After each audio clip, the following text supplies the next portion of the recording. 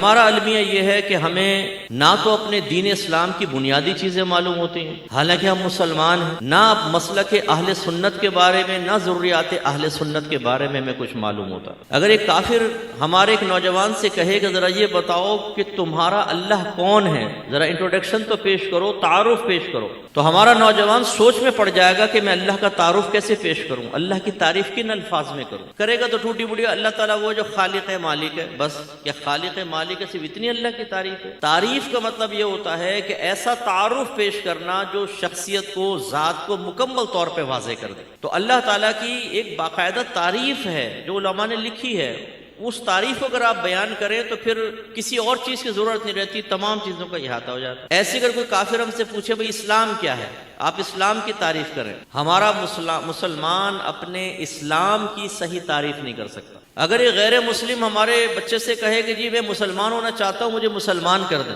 ہم میں سے کتنے ایسے بیٹھے ہیں جنہیں مسلمان کرنے کا طریقہ معلوم ہے؟ تو عرض کرنے کا مقصد یہ ہے کہ ہم اچھا چلیں، یہ تو ایک عقائد اسلام سے متعلق ہوئی، ہماری زیادہ جو شغف ہے، ہماری زیادہ دلچسپی ہے وہ عقائد اہل سنت، معمولات اہل سنت کی طرف زیادہ ہو گئی ہے نا۔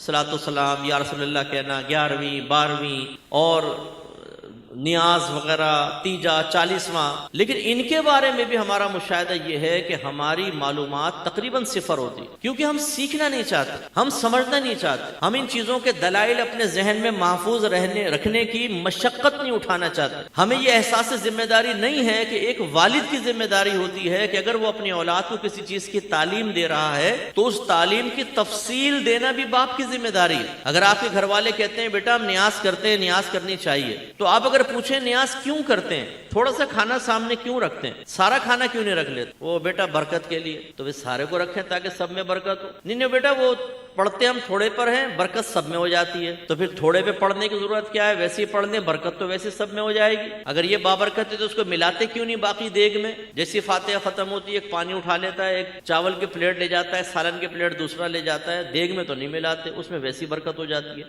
تو کیوں رکھتے ہیں سامنے؟ ہے جواب والد صاحب کے پاس۔ جمعے کی نماز کے بعد اجتماعی طور پر کھڑے ہو کر اردو میں صلاۃ والسلام پڑھ رہے ہیں، بچہ پوچھے کیوں پڑھتے ہیں ابا جان، ذرا جواب دیں۔ یہ جو آدھے سنی چلے جاتے ہیں، بلکہ تقریباً مسجد خالی ہو جاتی ہے، 10 15 20 آدمی کھڑے ہو کے سلام پڑھ رہے ہوتے ہیں، کیا یہ سنی نہیں ہے؟ یہ کیوں ضروری ہے؟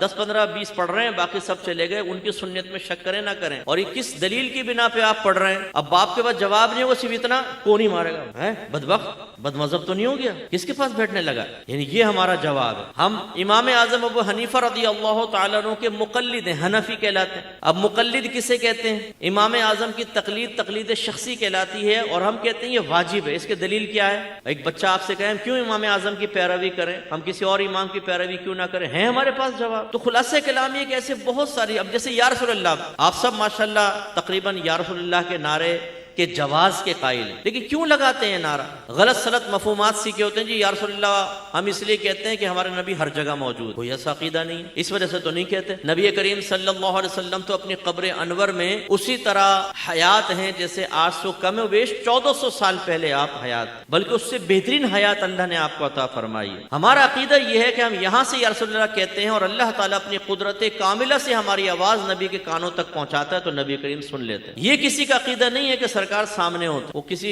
شاعر نے لکھا مفہوم یہ سرکار کی محفل ہے، اس میں سرکار کا آنا لازم ہے۔ بھائی ہمارا کہاں سے عقیدہ ہو گیا؟ میرے آقا صلی اللہ علیہ وسلم اللہ تعالیٰ کی عطا سے، حکم سے، اذن سے، کرم سے، فضل سے پوری کائنات میں جہاں چاہے تشریف لے جا سکتے ہیں۔ اللہ نے آپ کو قدرت دی، ہمارے پاس دلائل ہیں، لیکن یہ کسی عالم نے آپ کو نہیں کہا ہوگا کہ جب آپ محفل سجائیں گے سرکار کا آنا لازم ہے۔ اس کا مطلب یہ تو ڈیوٹی ہو گئی، 4 آدمی مل کے محفل کریں، سرکار کی ڈیوٹی ہے وہاں پر آنا، یہ تو کسی نے نہیں بیان کیا۔ ایک قاری صاحب میرے پاس آئے، کہنے لگے کہ مفتی صاحب الحمدللہ آج تو میں ایک مناظرہ جیت گیا ہوں۔ میں نے کہا بھائی مبارک ہو، آپ کو موضوع کیا تھا؟ کہنے لگا میرا دعویٰ یہ تھا کہ جب ہم محفل کرتے ہیں اس میں سرکار ضرور تشریف لاتے ہیں، اور سامنے والا کہہ رہا تھا نہیں آتے، میں نے ایسے دلائل دیے اسے خاموش کروا دیا۔ میں نے کہا اگر آپ ناراض نہ ہو تو میں ایک بات بولوں؟ کہنے لگے کہیں۔ میں نے کہا ہمارا تو یہ عقیدہ نہیں ہے کہ سرکار کا آنا لازم ہے۔ کہنے لگے ہے نہیں ہے؟ میں نے کہا نہیں۔ پھر اس کو سمجھایا تو بعد میں کہتا ہے کہ دیکھا نا علماء کی صحبت میں رہے تو آج اصلاح ہو گئی. میں نے کہا سبحان اللہ, مناظرہ پہلے جیت گیا, اصلاح بعد میں ہوئی ہے.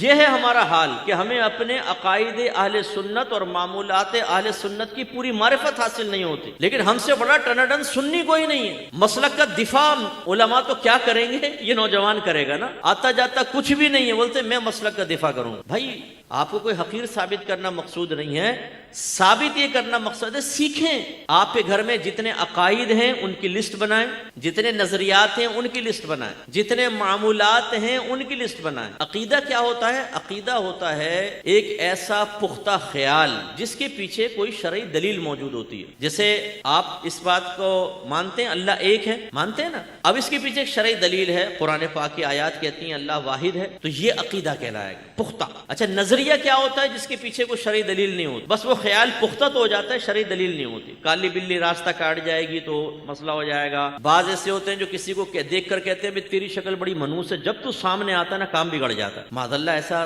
نہیں کہنا چاہیے, لیکن وہ کہتے ہیں وہ یہ نظریہ ہے. کیا پیچھے کوئی شرعی دلیل ہے؟ نہیں. بہو گھر میں آتی ہے, کاروبار میں نقصان ہوا, کہتے ہیں بھائی بڑا منحوس قدم لے کر آئیے کمبخت, جب سے گھر میں آئی ہے نقصان ہو رہا ہے. اب ان سے پوچھو کہ آپ نے بہو کو کہا یہ منحوس ہے, میں کہتا ہوں تم سب منحوس ہو, میرا رد کر کے بتاؤ. نہیں کر سکتے نا, کیونکہ اس کے پیچھے کوئی دلیل تو نہیں ہے کہ بہو منحوس ہے. ہو سکتا ہے تمہاری نحوست کام کر گئی, تم نے بہو کو کہہ دیا بہو منحوس ہے. اچھا چلو اگر بہو منحوس سے تمہاری برکتیں کہاں چلی گئی؟ اپنی برکتوں سے نحوست کو ختم کرو. یعنی وہ اتنی نحوست ہے کہ ساروں کی برکت ختم ہو گئی, وہ منحوس عورت غالب آ گئی. یہ غلط چیز. یہ کیا ہے؟ نظریات. اور ایک ہوتا ہے صرف خیال, ذہن میں آیا چلا گیا, اس کو خیال کہتے ہیں. اور ایک ہے معمولات, آپ کے گھر میں عمل ہوتا ہے, 11ویں ہوتی ہے, 12ویں ہوتی ہے, تیجا ہے, 40واں ہے, اسی طریقے سے آپ برسی مناتے ہیں. یہ ہیں معمولات ہمارے گھر میں. آپ ان سب کے جو آپ کے گھر میں ہے اس کی دلیل اپنے سب سے پہلے والدین سے طلب کریں. ناراض مت ہوئیے گا, میں خدا نخواستہ کسی کی حقارت بیان نہیں کر رہا ہوں, میں ثابت کرنا چاہتا ہوں, آپ کو یہ شعور دینا چاہتا ہوں کہ ہم نے اصل میں دین سیکھا نہیں ہے, دین ہم پر مسلط کیا گیا ہے. گھر والوں نے ہمیں سمجھایا بیٹا ہمارے بڑے یہ کرتے رہے ہیں, یا تو تم بھی ایسا کرو. یہ کوئی شرعی دلیل نہیں ہوتی. انبیاء علیہم السلام نے تبلیغ دین جب کرنا شروع فرما, جو بھی نبی امت میں کرتا, ان کی امتی یہی کہتے تھے کہ ہم تو اس پر رہیں گے جس پر ہم نے اپنے آباء و اجداد کو پایا. قرآن اٹھا کے پڑھیں, اللہ تعالیٰ نے فرمایا کہ یہ کہتے ہیں ہم اپنے آباء و اجداد کے طریقے پہ چلیں گے چاہے ان کے آباء و اجداد گمراہی کیوں نہ ہو. یعنی یہ کوئی دلیل نہیں ہوتی کہ ہمارے بڑوں نے کیا. اچھا جو آپ کے بڑوں نے کیا وہ غلط ہو, یہ بھی میں نہیں کہہ رہا ہوں, ہو سکتا ہے وہ صحیح ہو, لیکن آپ دلیل تو طلب کریں نا.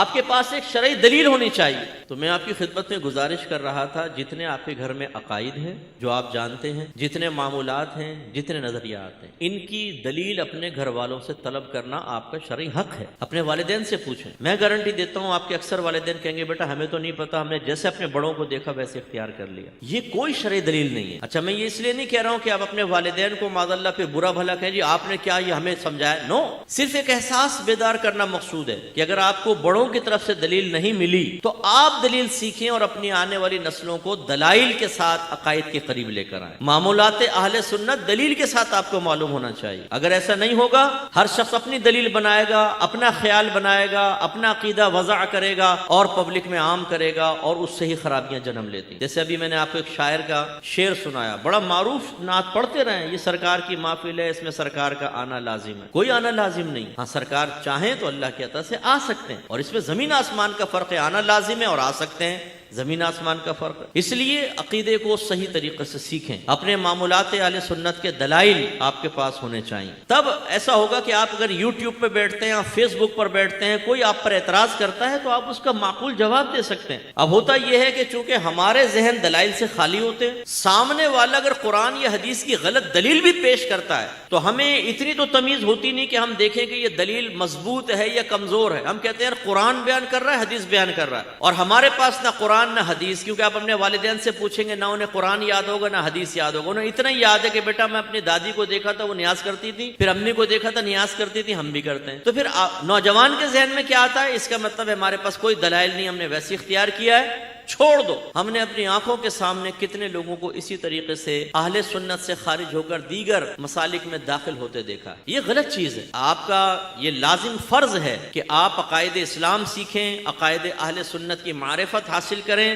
وہ آپ کے ذہن میں ہونے چاہیے, اور پھر آپ ان کو بیان پر قدرت حاصل کریں. صرف میں آپ سے 2 کویسچن کر کے اپنے بیان کو آگے لے کے چلوں گا. مجھے بتائیں, ایک ڈاکٹر یہاں سے MBBS کمپلیٹ کرنے کے بعد باہر کے ملک میں جائے, 4 سال مزید کورسز وغیرہ کرے, وہاں سے بھی سرٹیفکیٹ لے کر آئے, پھر ایک ہاسپٹل میں جاب کے لیے جائے, تو ہاسپٹل والے اس سے کویسچن کریں کہ بتائیے آپ نے کہاں کہاں سے پڑھا؟ جی یہاں سے پڑھا. اچھا اب علاج کیسے کریں گے؟ فلاں کا پھلے گا. وہ جواب میں کہے کہ بھئی پڑھا تو سب تھا لیکن اب میرے ذہن میں کچھ بھی نہیں ہے, لیکن آپ مجھے جاب دے دیں. بتائیے ہاسپٹل والے اس کو جاب دیں گے؟ صرف ڈگری بیس پر جاب دیں گے؟ آپ بتائیے. نہیں, جب تک ذہن میں نہیں ہوگا نہیں ہوگا. اور اگر وہی ڈاکٹر آپ سے کہے بھی اپنے والد کا آپریشن کرانا ہے, ٹیبل پہ لٹا دو, میں کرتا ہوں آپریشن, ویسے میرے ذہن میں کچھ رہا نہیں ہے لیکن میں اپنے والد کا آپریشن کر دوں گا, آپ لٹائیں گے اپنے والد کو؟ بولے نہیں. اس کا مطلب ہے وہ ڈاکٹر باقاعدہ اس نے ڈگریز حاصل کی ہیں, وہ باہر سے پڑھ کر آیا ہے, وہ سرٹیفکیٹس دکھا رہا ہے, لیکن جب ذہن میں کچھ نہیں تو آپ کہتے ہیں کہ تمہارے پاس کچھ بھی نہیں. ذہن میں ہوگا تو کچھ ہے, ورنہ.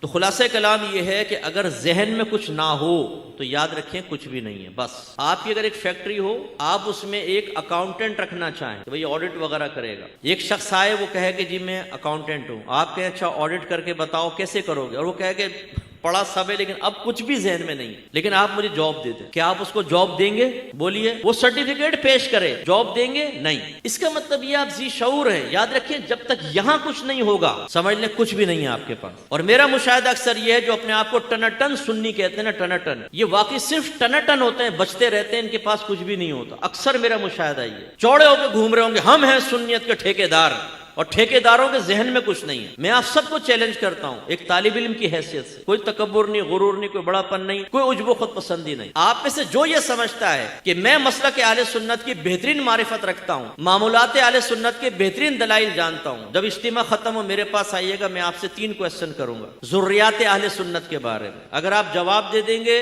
انشاءاللہ آپ کو سینے سے لگاؤں گا, مجھے خوشی ہوگی. لیکن میرا اکثر مشاہدہ یہ ہے کہ ہم اس قابل بھی نہیں ہوتے کہ ہم کسی چیز کا جواب دے سکیں. ہم گھبراتے ہیں, ڈرتے ہیں. اگر میں کہوں نا ابھی کون تو آپ میں پکا سنی ہے, ذرا وہ کھڑا ہو, میں اس سے کچھ کویسچن کرنا چاہوں, بڑے سے بڑا سنی اپنا منہ نیچے کر لے گا اس خوف کی وجہ سے کہ مجھ سے کویسچن ہوگا, میں جواب کیسے دے سکوں گا. تو اچھی طرح یاد رکھیں, جب ذہن میں نہ ہو تو ڈاکٹر بیکار, جب ذہن میں نہ ہو تو اکاؤنٹنٹ بیکار, جب سنی کے ذہن میں دلیل نہ ہو تو یاد رکھیں آپ کا سنی ہونا بیکار. کامیاب اور مضبوط سنی وہ ہے کہ جب اس کے سامنے آپ کے مسلک, آپ کے مذہب, آپ کے معمولات پر کوئی اعتراض ہو تو فوراً سے پیشتر دلائل کے ساتھ جواب دیں, تو پھر آپ سنی کہلوانے کے قابل ہیں. ورنہ آپ صرف نام کے سنی ہیں, کام کے سنی نہیں ہیں. جس کو میں اکثر ناراض مت ہوئیے کہتا ہوں, ایک ہوتا ہے اہل سنت سے سنی اور ایک ہوتا ہے لفظ سن سے سنی. ہم سن سے سنی ہیں, بالکل سن پڑے ہوئے ہیں, ہم اہل سنت والے سنی نہیں. وہ کیوں؟ اس لیے کہ سنی اسے کہتے ہیں جو اہل سنت کے عقائد مانتا ہو, ان عقائد کا حامل ہو. شیعہ کسے کہتے ہیں؟ جو اہل تشیع کے عقائد رکھتا ہو. دیوبند کون ہے؟ جو اہل دیوبند کے عقائد رکھتا ہو. وہابی کون ہے؟ جو محمد بن عبد الوہاب نجدی کے عقائد رکھتا ہو. اور عقیدے کا تعلق یہاں سے ہوتا ہے, باہر سے نہیں ہوتا. اس کا مطلب ہے کہ سنی وہ ہے جو اہل سنت کے عقائد رکھتا ہو. اور عقائد آپ کو مجھے پتہ ہی نہیں, 2 سوال کر لیں جواب نہیں, تو بھائی سنی کیسے ہوئے پھر آپ؟ اس لیے حقیقی کامل سنی بنے, خدا را سیکھنے کی طرف آئیں. اور سیکھنے کا پروسیس 4 سٹیپس میں کمپلیٹ ہوتا ہے. نمبر 1, آپ غور سے چیز کو سنیں یا غور سے پڑھیں. نمبر 2, اس کو سمجھیں. یہ نہیں کہ سطحی طور پہ سنا, عالم نے دلیل بیان کی, آپ نے کہا بس ٹھیک ہے جی بیان ہو رہی ہے, سمجھا نہیں. سمجھیں. نمبر 3, اسے ذہن میں محفوظ رکھیں, یاد ہونا چاہیے. اور نمبر 4, آپ اس کو بیان پر قدرت حاصل کریں. جب تک یہ 4 سٹیپس آپ کو حاصل نہ ہو, سمجھ لیجئے کہ آپ نے کچھ بھی نہیں سیکھا. اس لیے میں آپ سب سے گزارش کرتا ہوں, خدا را اپنے مذہب کو سیکھیں, معمولات اہل سنت کے دلائل حاصل کریں, ذریات اہل سنت کی صحیح معرفت حاصل کریں, اور مضبوط سنی بنیں, تو آپ کا ایمان مضبوط رہے گا. ورنہ ایک دلیل آپ کو ہلا دے گی, ایک دلیل. میں نے دیکھا ہے کہ جو 30 سال سے اہل سنت سے وابستہ ہیں, بیوی کو 3 طلاقیں دیں تو وہ بھائی کیا مسئلہ ہے, بھائی آپ پر حرام ہو گئی. پھر وہ کسی اور مکتبہ فکر کے پاس پہنچتے ہیں, وہ کہتے ہیں جی 3 طلاقیں ایک وقت میں دیں, ایک واقع ہوگی. وہ کہتا ہے یہ سنی کو چھوڑو, وہاں سے فتویٰ لے کر اور بیوی کو ساتھ رکھنا شروع کر دو. اتنا عقیدہ کمزور ہے, پلپلا سا ہے کہ جب اپنے مطلب کی بات آئی تو اہل سنت کو چھوڑ کر وہاں چلے گئے. ایک شخص کو جب یہ کہا گیا, ان کے خاندان والوں نے کہا کہ بھائی ہم اہل سنت سنت سے تعلق رکھتے ہیں، ہم حنفی ہیں، ہم 3 طلاقوں کو 3 مانتے ہیں. اس نے کہا آج سے میں اپنا مسلک کی تبدیل کرتا ہوں، میں دوسرے مسلک میں داخل ہو گیا، 3 طلاقیں 1 ہو گئی ہیں، میری بیوی کو ساتھ بھیج دو. یہ حالت ہے ہم لوگوں کی. تو ہمارے نوجوانوں کا ایمان، ہمارے نوجوانوں کا اعتقاد بالکل ڈاواڈول ہے. کب تک آپ اپنے ساتھ مشغول رکھ کر انہیں یہ سمجھاتے رہیں گے کہ جو ہم کر رہے ہیں بس صحیح ہے، یہ مان لو؟ کب تک بغیر دلائل کے مطمئن کرتے رہیں گے؟ دلیل بہت ضروری ہے. اللہ تعالیٰ نے بارہا قرآن عظیم میں یہود، نصارہ، کفار، مشرکین کے دعوے ذکر کیے ہیں، لیکن ساتھ میں پھر بعد میں اللہ تعالیٰ فرماتا ہے قُلْ هَاتُوا بُرْهَانَكُمْ إِن كُنتُمْ صَادِقِينَ، اگر تم سچے ہو تو اس پر دلیل پیش کرو. دعویٰ بغیر دلیل کے قابل قبول نہیں ہے، یہ یاد رکھیں. تو دلیل آپ کو حاصل کرنی پڑے گی.